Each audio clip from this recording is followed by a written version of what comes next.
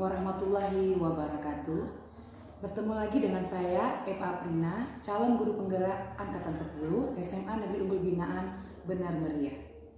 Pada kesempatan kali ini, saya ditemani oleh rekan saya, Ibu Yunura Anggarawati. Beliau merupakan guru mata pelajaran biologi di SMA Negeri Unggul Binaan Benar Meriah. Assalamualaikum Ibu Nura. Waalaikumsalam. Bagaimana kabarnya hari ini? Alhamdulillah baik. Alhamdulillah ya Bu Nura. Hari ini kita akan melakukan kegiatan pra-observasi ya. Sebelum nantinya saya akan mengamati jalannya proses pembelajaran yang Ibu lakukan pada saat observasi. Adapun tujuan dari pelaksanaan supervisi ya Bu Nura ya, itu untuk mengetahui dan juga mengevaluasi jalannya proses pembelajaran yang Ibu lakukan. Dan mengapa kita hari ini melakukan pra-observasi? Sebelum Ibu melakukan kegiatan observasi, itu dia Bu ya, agar nantinya Ibu Nura lebih siap dan lebih percaya diri sehingga memberikan pembelajaran yang berarti bagi murid. Baik Bu Nura ya, ada beberapa pertanyaan yang akan saya sampaikan terkait dengan kegiatan pra-observasi ini. Yang pertama berkaitan dengan tujuan Bu ya. Kira-kira apa sih yang menjadi tujuan pembelajaran yang Ibu capai dalam pembelajaran nanti? Baik Ibu Eva, terima kasih untuk kesempatannya.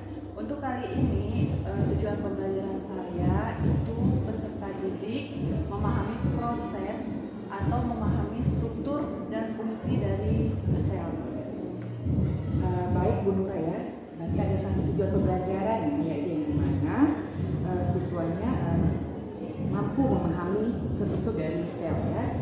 Selanjutnya bagaimana dengan area pengembangan yang ingin Ibu capai atau ingin Ibu lakukan pada saat observasi nanti? Baik Bu, untuk area pengembangan yang saya ambil itu pengetahuan, sikap, dan keterampilan. Untuk pengetahuan saya ingin melihat apakah peserta didik sudah memahami atau belum tentang sel. Kemudian untuk sikap, apakah peserta didik itu mampu berkolaborasi. Kemudian dari keterampilan, apakah siswa itu, peserta didik itu memiliki kemampuan dalam diskusi.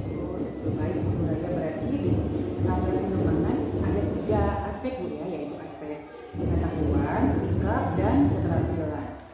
Baik, selanjutnya Bu ya, saya ingin mendengar ini ya, bagaimana sih rancangan pembelajaran yang Ibu terapkan di kelas ya, gitu mungkin dari strategi pembelajarannya, model pembelajarannya, ataupun metode pembelajaran.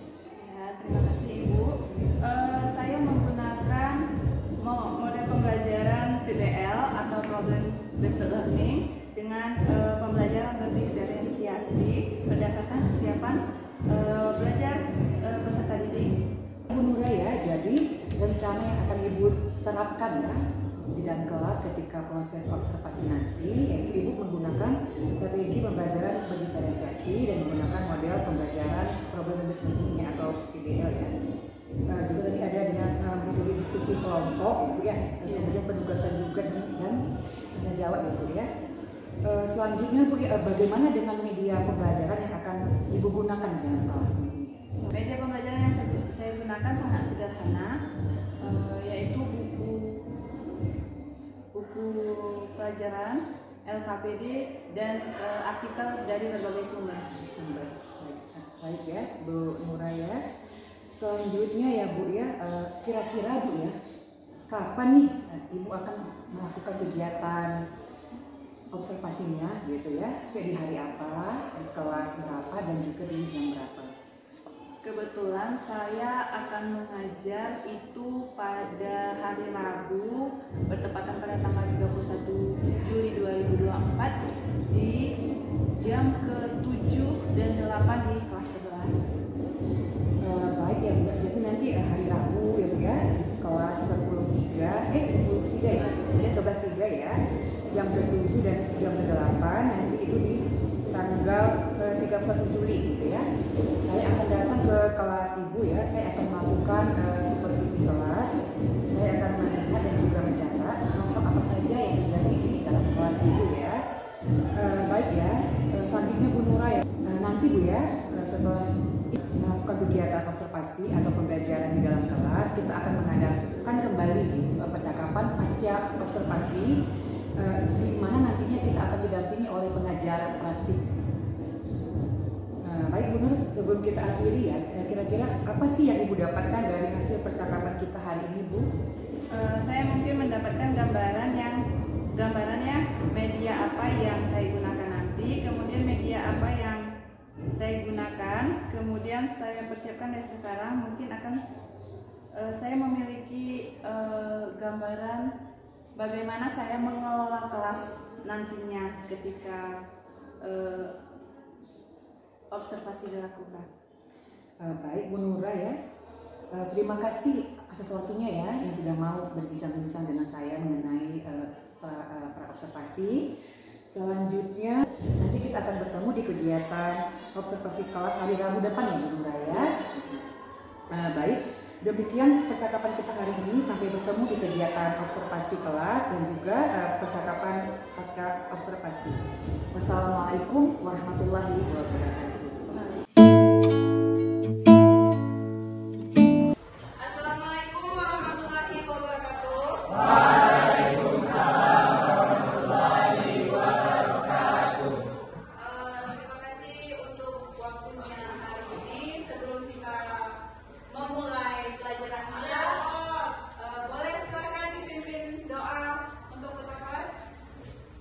Berdoa dimulai.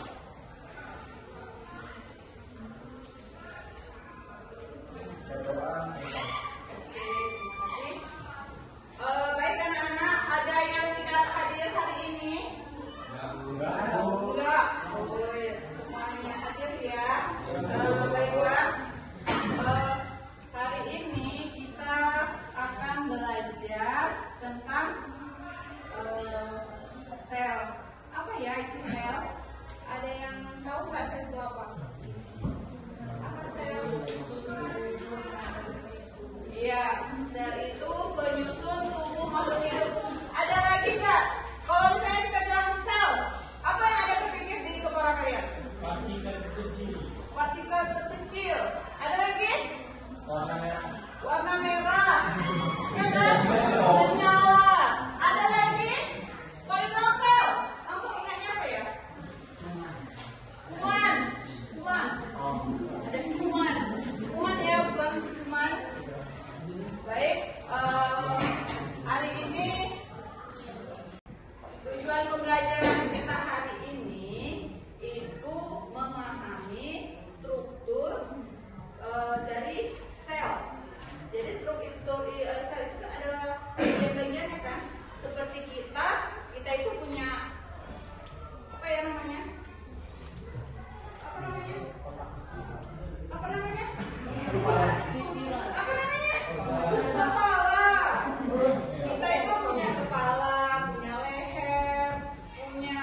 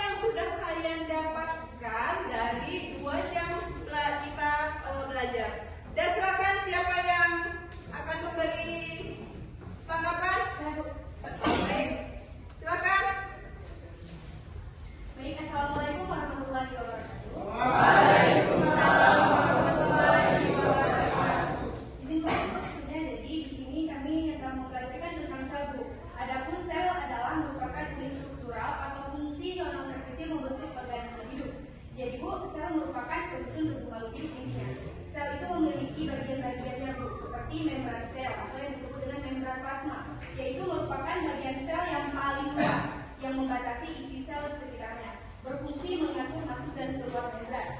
Kemudian itu ada nukleus atau disebut juga dengan inti sel, berfungsi mengatur aktivitas sel. Misalnya di dalam inti itu terdapat nukleus, anak intinya, dan nukleoplasma, cairan intinya. Kemudian yang ketiga Bu ada sitoplasma, yaitu cairan sel yang terdapat di dalam sel ini. Oke, baik, terima kasih.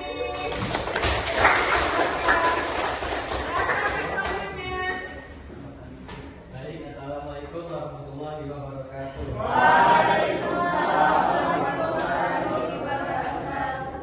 Baik, saya hari ini bisa memahami pembelajaran hari ini khususnya tentang sel. Apa itu sel? Sel adalah satuan terkecil penyusun makhluk hidup. Contohnya seperti membran sel, badan bodi, dinding sel, dan lisosom.